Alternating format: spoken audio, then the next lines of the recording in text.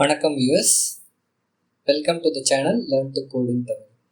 இன்னைக்கு நம்ம பார்க்க போகிற டாபிக் என்னென்னா introduction to software programming. So இதை நம்ம ஒரு ரியல் டைம் எக்ஸாம்பிள் வச்சு பார்க்க போகிறோம். சாஃப்ட்வேர்னால் என்னங்கிறத நம்ம ரெகுலராக யூஸ் பண்ணுற ஒரு பொருளை வச்சு பார்ப்போம். ஸோ நம்ம எல்லாத்தையுமே பெறக்கூடிய ஒரு பொருள் பார்த்திங்கன்னா ஸ்மார்ட் ஃபோன். ஸோ ஸ்மார்ட் ஃபோனில் ஹார்ட்வேர் என்ன, சாஃப்ட்வேர் என்ன, இதை வச்சு நம்ம சாஃப்ட்வேர்னால் என்னங்கிறத புரிஞ்சுக்கிறோம். சாஃப்ட்வேர் ப்ரோக்ராமிங் எதுக்கு யூஸ் ஆகுங்கிறத பற்றியும் பார்ப்போம். ஸோ நம்மளுடைய ஸ்மார்ட் ஃபோன் இதை பார்த்தீங்கன்னா ஃபிசிக்கலாக நம்ம கண்ணுக்கு தெரிகிறது என்னது, டிஸ்பிளே. இது ஹார்ட்வேர். அது மட்டும் இல்லை, அதுக்குள்ளே இருக்கிற மதர் போர்டு, பேட்ரி, அப்புறம் என்ன இருக்க ரேம், ராம் சொல்லுவாங்க. இதெல்லாம் பார்த்தீங்கன்னா ஹார்ட்வேர், அதான் வன்பொருள். இது இயக்கக்கூடிய சக்தி, இது இப்படி தான் இயங்கணும்னு சொல்லக்கூடிய ஒரு விஷயம், அதுதான் சாஃப்ட்வேர். ரொம்ப சிம்பிளானது. இப்போ நம்ம எல்லாரும் கேள்விப்பட்டோம், எல்லாம் என்ன சொல்லுவாங்க, என்ன ஃபோன் வச்சுருக்க, ஆண்ட்ராய்டு ஃபோன் வச்சுருக்கேன், நீ என்ன ஃபோன் வச்சுருக்க, ஆப்பிள் ஃபோன் வச்சுருக்கேன் அப்படின்னு சொல்லுவாங்க. ஆண்ட்ராய்டுங்கிறது ஒரு குறிப்பிட்ட ஃபோன் கிடையாது.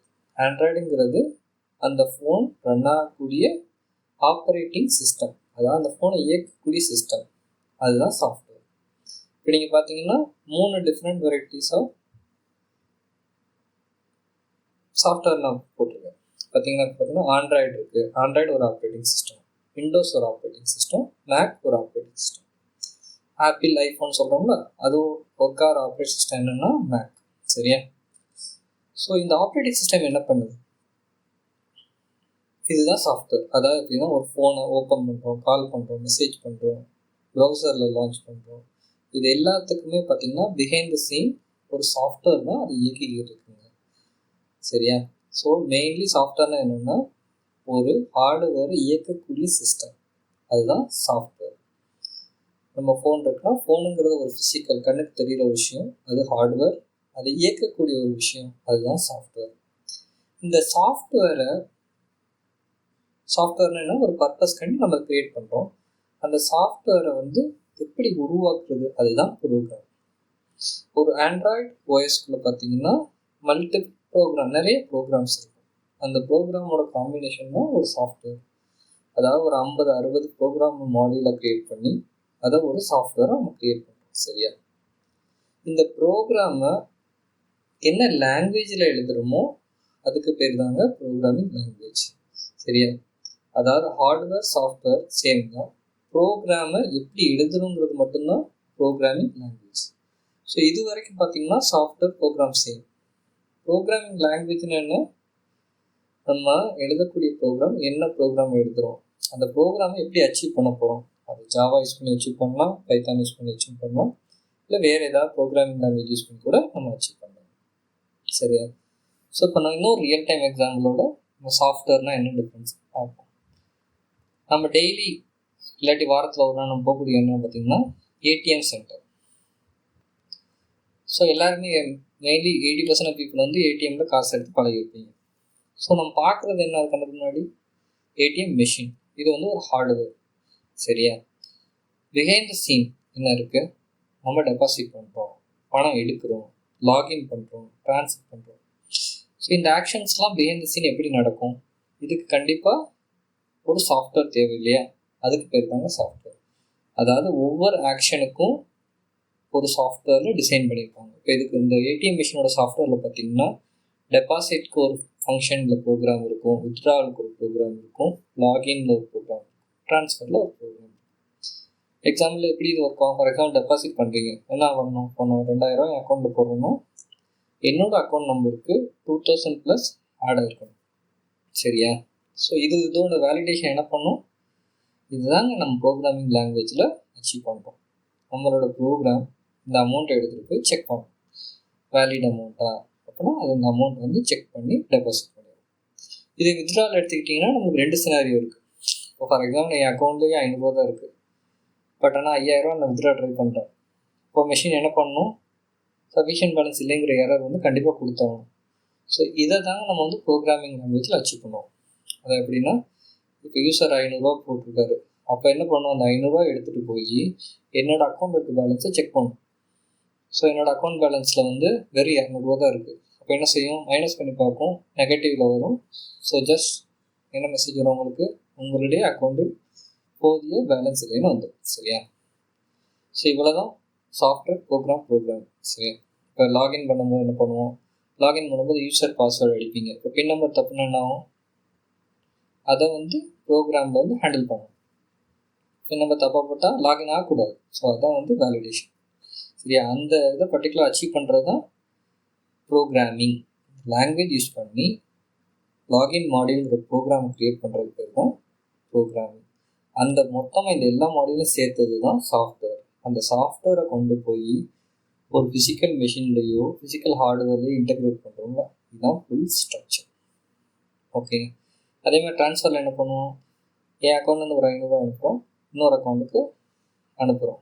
ஸோ ஃபஸ்ட்டு என்ன பண்ணுவோம், நான் என் அக்கௌண்ட் 500 இருக்கான்னு செக் பண்ணணும். இருந்துச்சுன்னா இன்னொரு அக்கௌண்ட்டுக்கு அனுப்புவோம். அதே நேரத்தில் அந்த அக்கௌண்ட் ஆக்டிவாக இருக்குன்னு செக் பண்ணுவோம். ஸோ இதெல்லாம் பார்த்திங்கன்னா டிஃப்ரெண்ட் சினாரியோஸ், விதவிதமான விஷயங்கள் ப்ரோக்ராம்ஸ் வந்து ஹேண்டில் பண்ணக்கூடியது. ஓகே. ஸோ இப்படி தான் ரியல் டைமில் சாஃப்ட்வேர் ப்ரோக்ராமிங் ஒர்க் ஆகுது.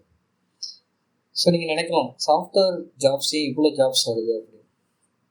So 20 years before the line இப்படி பார்த்தீங்கன்னா நம்ம யூஸ் பண்ணுற ஃபோன் சாதாரண சின்ன ஃபோன், அதில் வந்து எந்த ஃபீச்சர்ஸுமே கிடையாது.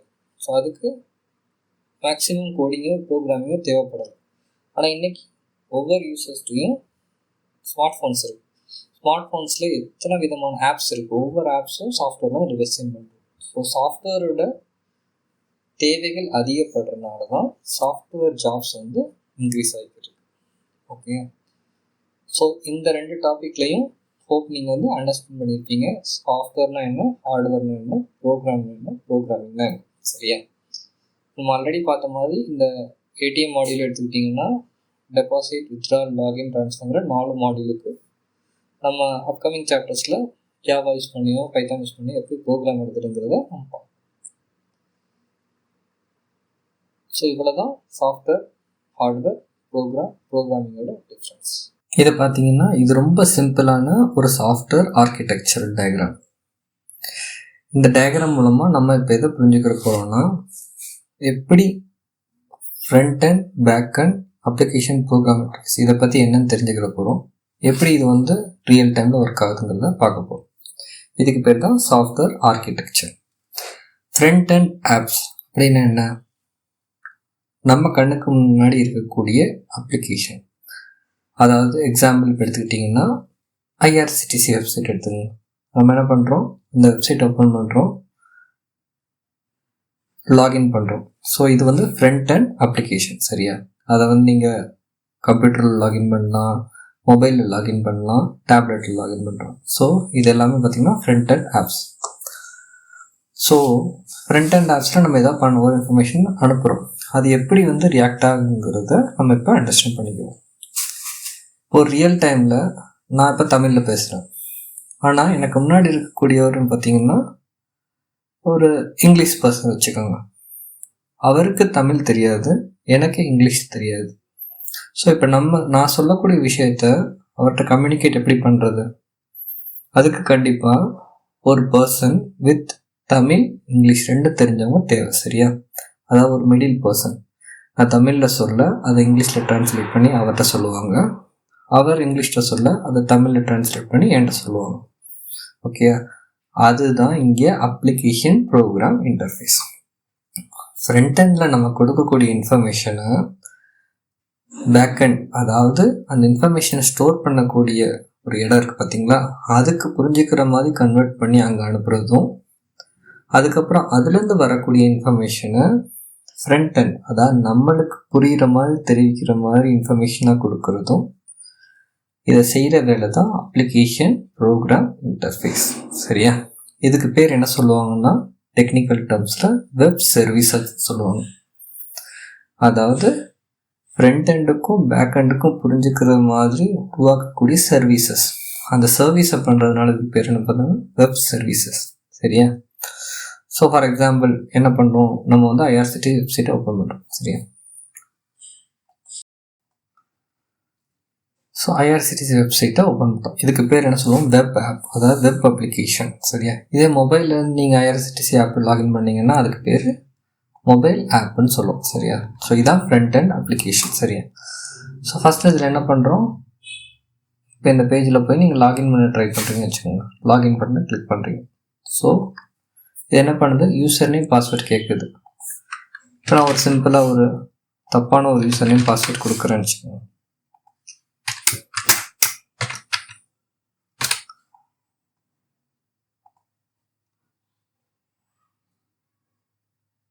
ஸோ என்ன சொல்லும், இன்வேலிட் யூசர் ஐடி பாஸ்வேர்டுன்னு சொல்லணும். இந்த வெப்சைட் ரொம்ப மோசம்,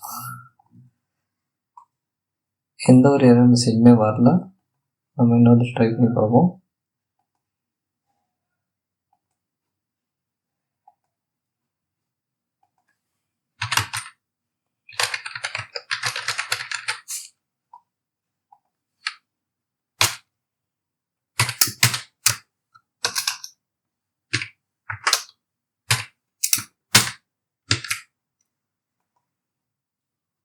இன்வேலிட் யூசர். புரியுதா? இது எப்படி ஒர்க் ஆகுதுன்னா, ஃபஸ்ட் நான் கொடுத்த இன்ஃபர்மேஷனை எடுத்துகிட்டு போகும். இந்த யூசர் நேம் என்ன பண்ணும், நம்ம பார்த்த அப்ளிகேஷன் ப்ரோக்ராம் இன்டர்ஃபேஸ் பார்த்தோம் இல்லையா? ஸோ இந்த அப்ளிகேஷன் ப்ரோக்ராம் இன்டர்ஃபேஸ் இந்த யூசர் நேமையும் பாஸ்வேர்டையும் எடுத்துகிட்டு போய் டேட்டா பேஸில் சொல்லும். இந்த மாதிரி ஒரு user with user name password login பண்ணுறாங்க.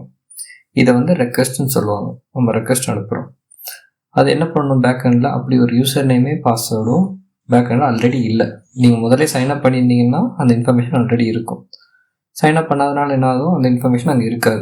ஸோ அது என்ன சொல்லும், அப்படி ஒரு யூஸரே என்கிட்ட இல்லை அப்படின்னு சொல்லிட்டு எரர் மெசேஜ் வந்து அது வந்து ஒரு கோடு அனுப்பும். அந்த கோடை வந்து அந்த கோடுங்கிறது தான் எரர் மெசேஜ்.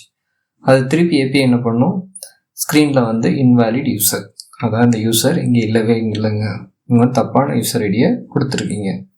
இதே என்ன கரெக்டான யூசர் ஐடி பாஸ்வேர்ட் கொடுத்தா என்ன ஆகும், அந்த ரெக்வெஸ்ட் அனுப்பும், பேக்கெண்டில் போய் பார்க்கும் இருக்கும். ஸோ ஆட்டோமேட்டிக்காக என்ன ஆகும்னா பேஜுக்குள்ளே லாகின் ஆயிரும். சரியா? ஸோ இந்த விஷயத்தில் பார்த்தீங்கன்னா இதில் இன்னொரு கேட்ச் இருக்காது. அப்படின்னா எல்லா விஷயத்துக்கும் பேக்கெண்டில் போய் செக் பண்ணுங்கிற அவசியம் கிடையாது. ஃபார் எக்ஸாம்பிள் இப்போ இதே ஐஆர்சிடி ஸ்க்ரீனில்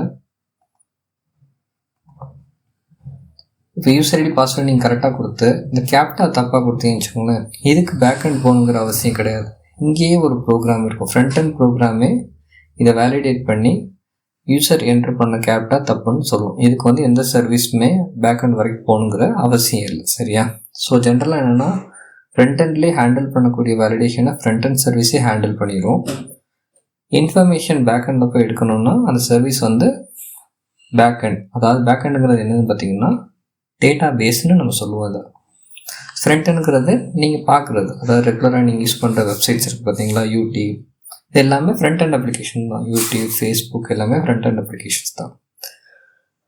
ஸோ நீங்கள் ஜஸ்ட் இந்த போஸ்டிங், இன்ஃபர்மேஷன் அப்லோட் இதெல்லாம் பண்ணுறீங்க பார்த்தீங்களா, அப்போ தான் அது என்ன ஆகும்னா அது போய் பேக்எண்டில் சேவ் ஆகும். ஸோ யூசர் யாரெல்லாம் பார்க்குறாங்களோ அவங்களுக்கு பேக்எண்ட்லேருந்து திருப்பி வரும். சரியா? ஸோ இந்த பேக்எண்டுங்கிறது பார்த்தீங்கன்னா இதை டேட்டா பேஸ்ன்னு சொல்லுவாங்க. டேட்டா பேஸ்னால் என்ன, டேட்டான்னு சொன்னால் இன்ஃபர்மேஷன், அதாவது விஷயங்கள், நம்ம கொடுக்குற தகவல்களை ஸ்டோர் பண்ணக்கூடிய ஒரு இடம் தான் டேட்டா பேஸ். ஸோ ஃப்ரண்ட் எண்ட்லேருந்து ஃபார் எக்ஸாம்பிள் நான் தான் புது யூஸர், ஐஆர்சிடிசி வந்திருக்கேன். இப்போ நான் ஃபஸ்ட்டு என்ன பண்ணணும், ஐஆர்சிடிசி சைன்அப் பண்ணணும். சரியா? ஸோ என்ன பண்ணுவேன், நான் ஃபார்ம் ஃபில்அப் பண்ணுவேன், நேம் டீட்டெயில்ஸ் எல்லாமே ஃபில் பண்ணுவேன். ஸோ இந்த ஃபார்மில் உள்ள எல்லா டேட்டாவையும் எடுத்துகிட்டு போய் இந்த ஃபார்ம் டீட்டெயில்ஸ் ஃபஸ்ட்டு என்ன பண்ணணும்னா ஃபார்மை வேலிடேட் பண்ணுறப்ப டேட்டாபேஸ் போகாது. ஏன், இப்போ நேம் வந்து <2 அந்த மாதிரி கேட்ரி வச்சுருப்பாங்க. அது வந்து நம்ம ப்ரோக்ராமிங் எழுதுவோம், ஒரு சின்ன ப்ரோக்ராம் எழுதி இங்கேயே செக் பண்ணுவோம். ஓகே, பாஸ்வேர்ட் ரெக்யர்மெண்ட் மீட் ஆகலை அப்படின்னு இங்கேயே செக் பண்ணி யூஸர் சொல்லிடும். சரியா? இப்போ நீங்கள் கரெக்டான சைன்அப் டீட்டெயில்ஸ் கொடுத்துட்டீங்க அப்படின்னா அந்த ஃபுல் ரெக்வெஸ்ட்டையும் பேக்எண்டில் போய் சேவ் பண்ணக்கூடிய அந்த இன்ஃபர்மேஷன் சென்ட் பண்ணுறது தான் அப்ளிகேஷன் ப்ரோக்ராம் இன்டர்ஃபேஸ். சரியா? இதான் வெப் சர்வீசஸ் சொல்லுவோம். இந்த ஓல்டன் டைம்ஸில் இது வந்து XML ஃபார்மேட்டில் அனுப்பும். இப்போ ரீசெண்ட் டைமில் இது வந்து JSON அப்படிங்கிற ஒரு ஃபார்மேட்டில் வந்து அனுப்பும். சரியா? இதை பற்றி டீட்டெயிலாக அப்புறம் பார்ப்போம். ஜஸ்ட் அண்டர்ஸ்டாண்ட் பண்ணிக்கோங்க. நம்ம என்ன சைன்அப் பண்ணும்போது அந்த இன்ஃபர்மேஷன் கொண்டு போய் பேக்எண்டில் சேவ் பண்ணி. ஸோ நெக்ஸ்ட் டைம் நீங்கள் லாகின் பண்ணும்போது என்ன பண்ணணும், நீங்கள் ஆல்ரெடி கொடுத்த இன்ஃபர்மேஷன் டேட்டாபேஸ்லேருந்து எடுத்துகிட்டு வந்து டிஸ்பிளே பண்ணணும். அதே மாதிரி தான் பேங்க் அப்ளிகேஷன்ஸ். ஒரிஜினல் நீங்கள் லாகின் பண்ணோன்னா உங்கள் அக்கௌண்ட் இன்ஃபர்மேஷன் எல்லாமே பேக்எண்ட்லேருந்து ரிட்ரீவ் பண்ண வேண்டிய வேலை செய்கிறது பார்த்திங்கன்னா வெப் சர்வீசஸ். அதுக்கு பேர் தான் அப்ளிகேஷன் ப்ரோக்ராம் இன்டர்ஃபேஸ். ஸோ இப்போ நீங்கள் புரிஞ்சிருக்கும் ஃப்ரண்ட் எண்ட்னா என்ன, அப்ளிகேஷன் ப்ரோக்ராம் இன்டர்ஃபேஸ்னா என்ன, பேக்எண்ட் அப்படின்னா என்ன. So front end example, front end டிசைனுக்கு என்ன பண்ணுவோம், ஃப்ரண்ட் எண்ட் டிசைனுக்கு சம்மந்தப்பட்ட டெவலப்மெண்ட் இருக்குது. சரியா, நான் சொன்னல ஒரு ஜாவா ஸ்கிரிப்ட் கேப்டா சரியாக கரெக்டான ஃப்ரண்ட் எண்ட்லேயே செக் பண்ணிடுவோம். சரியா, பேக்எண்டுக்கு பார்த்தீங்கன்னா என்ன சொல்கிறோம், ஆரக்கிள் டேட்டாபேஸ். பேக்எண்ட் வந்து இன்ஃபர்மேஷன் யூஸ் பண்ணக்கூடிய லாங்குவேஜ் நம்ம ஆல்ரெடி டிஸ்கஸ் பண்ணியிருக்கோம், என்னது structured query language SQL. Okay, so இதுதாங்க சாஃப்ட்வேர் ஆர்கிடெக்சர். ரொம்ப சிம்பிளானது. ஃப்ரண்ட் எண்ட் நம்ம யூஸ் பண்ணக்கூடிய அப்ளிகேஷன்ஸை வந்து பேக்எண்ட் புரிஞ்சுக்கிற மொழியில் ட்ரான்ஸ்லேட் பண்ணுறது தான் அப்ளிகேஷன் ப்ரோக்ராம் இன்டர்ஃபேஸ். இதுக்கு பேர் என்ன சொல்லுவோம், வெப் சர்வீசஸ். இதை வந்து இப்போ வந்து லேட்டஸ்ட் டெக்னாலஜி என்ன சொல்கிறாங்க, மைக்ரோ சர்வீசஸ்ங்கிற டெக்னாலஜி வளர்ந்துட்டு வருது. அது அப்படின்னா இந்த வெப் சர்வீஸே சின்ன சின்ன மாடியூலாக பிரிக்கிறது பேர் தான் மைக்ரோ சர்வீசஸ். ஸோ இப்படி தான் சாஃப்ட்வேர் ஆர்கிடெக்சர் ஒர்க் ஆகும்.